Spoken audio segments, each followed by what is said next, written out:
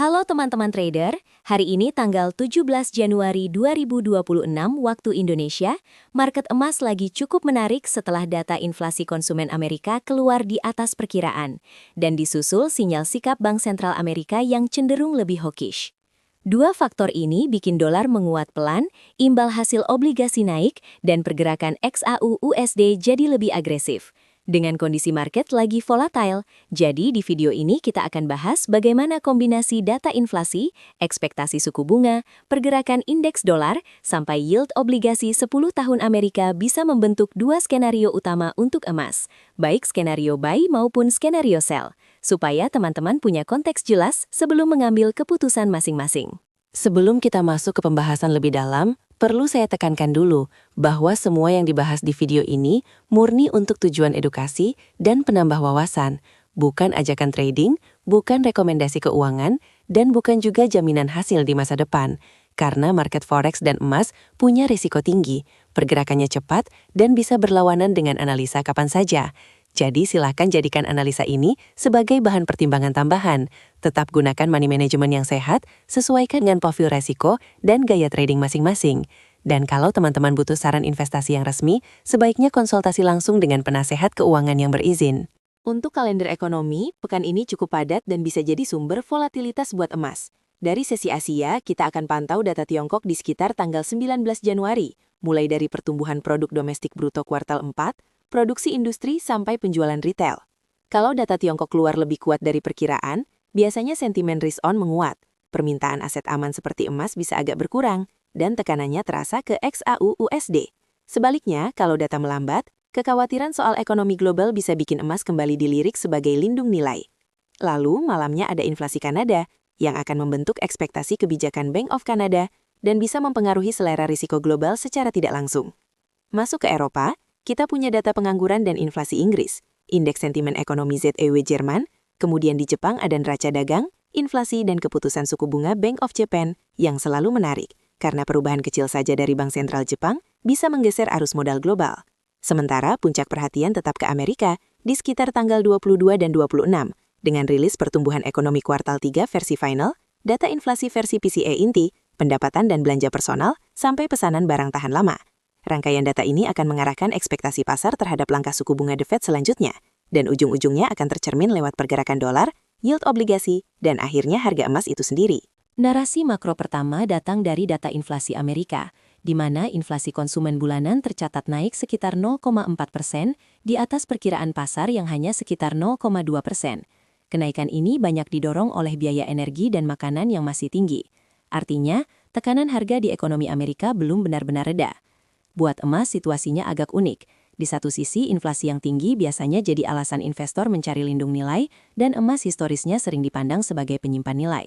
Tapi di sisi lain, kalau inflasi yang tinggi ini memaksa Bank Sentral Amerika mempertahankan atau bahkan mengetatkan kebijakan moneternya, suku bunga real bisa terdorong naik, dan itu cenderung menekan emas dalam jangka pendek.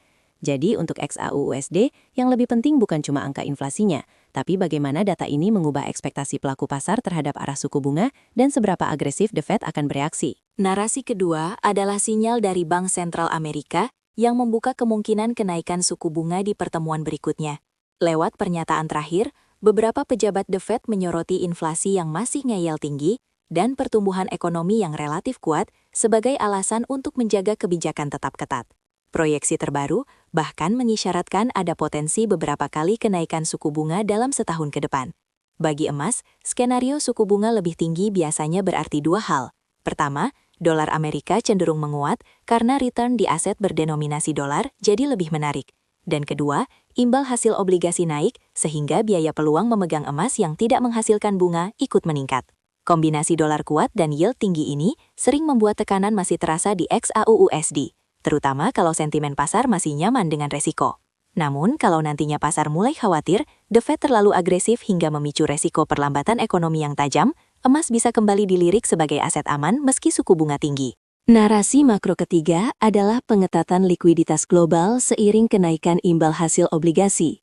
Yield obligasi pemerintah Amerika tenor 10 tahun sekarang bertahan di kisaran sedikit di atas 4% dan sempat menembus sekitar 4,2%. Kondisi serupa juga terlihat di banyak negara lain. Kenaikan yield ini mencerminkan ekspektasi pasar terhadap suku bunga yang lebih tinggi dan inflasi yang masih jadi perhatian. Ketika yield naik dan harga obligasi turun, sebagian besar dana besar cenderung mengalir ke instrumen beresiko rendah karena returnnya sudah cukup menarik tanpa perlu ambil resiko besar. Akibatnya, selera terhadap aset beresiko seperti saham dan kripto bisa menurun. Sementara buat emas dampaknya campuran. Di satu sisi, biaya peluang memegang emas naik sehingga menekan harga. Tapi di sisi lain, kalau kenaikan yield ini memicu koreksi tajam di aset beresiko dan bikin pelaku pasar lebih defensif, emas bisa mendapatkan aliran dana sebagai aset pelindung dalam fase gejolak tersebut. Kalau kita lihat pergerakan indeks dolar dalam beberapa sesi terakhir, dolar Amerika pelan tapi konsisten menguat dari area sekitar 98 menuju kisaran mendekati 99. Pola candlenya cenderung membentuk higher low dengan body bullish yang cukup sering muncul. Sementara shadow bawah yang muncul menunjukkan setiap penurunan dolar cepat dimanfaatkan buyer untuk masuk lagi. Artinya minat terhadap dolar masih terjaga seiring ekspektasi suku bunga yang cenderung bertahan tinggi. Buat XAUUSD, selama DXY bertahan di atas area support sekitar level 98 dan belum menunjukkan pembalikan yang jelas, ruang kenaikan emas biasanya agak terbatas. Tekanan masih terasa terutama saat ada data Amerika yang mendukung penguatan dolar.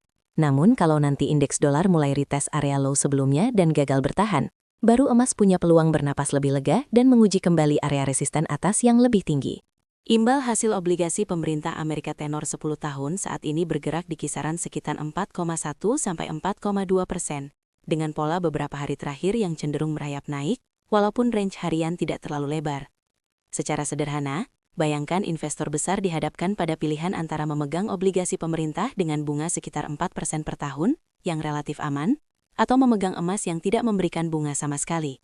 Selama yield obligasi naik atau minimal bertahan tinggi, biaya peluang memegang emas jadi terasa lebih mahal, dan itu sering membatasi kenaikan harga emas, terutama kalau tidak ada ketakutan besar di pasar. Buat XAUUSD, yield 10 tahun yang bertahan di dekat puncaknya mengirim sinyal bahwa pasar masih menuntut kompensasi suku bunga yang cukup tinggi. Jadi kalau teman-teman melihat emas tertahan di dekat area resisten sementara yield belum turun signifikan, itu menandakan skenario koreksi emas masih cukup masuk akal. Sedangkan penurunan tajam yield biasanya menjadi salah satu pemicu awal untuk penguatan emas yang lebih berkelanjutan. Sekarang kita masuk ke konteks teknikal XAUUSD. Saat ini harga emas bergerak di sekitar area 4.500-an setelah sebelumnya melakukan rally cukup panjang dan menyentuh zona resisten atas mendekati area 4.600.